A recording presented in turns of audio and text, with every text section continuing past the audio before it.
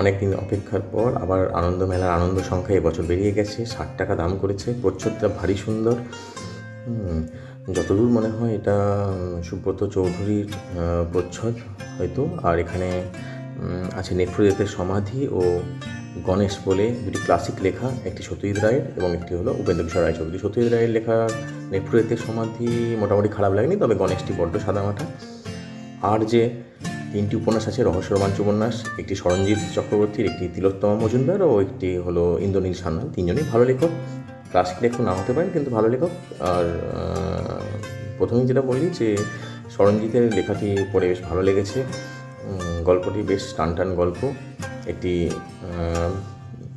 প্রতিমার মধ্যে হিরে লাগানো আছে, যেটাকে চুরি করার জন্য এক পক্ষ উঠে পড়ে লেগেছে এবং সেখান থেকে একটি প্রাইভেট গোয়েন্দা সংস্থার কর্মচারী তার ইনভেস্টিগেশন এই নিয়ে লেখা। আর দেখতে পাচ্ছেন প্রচেত গুপ্ত একটি গল্প আছে, শ্রীমান বুদ্ধিমান। আর দোষী ডেনি সেগুলো তো থাকেই। আর হচ্ছে আপনি বলতে পারেন আরও বেশ কিছু গল্পও আছে, সেটাও ভালো ভালো লেখকদেরই গল্প, যেগুলো পড়তে আপনার ভালো লাগবে। যেমন ধরুন অঙ্কন মিত্র একটি গল্প আছে, সমজা দাসের আছে ভজনদার সফল এফেক্ট। অনির্বাণ বসু ভালো লেখেন, তার একটি হারানের মুকুলবাড়ি বলে গল্প আছে।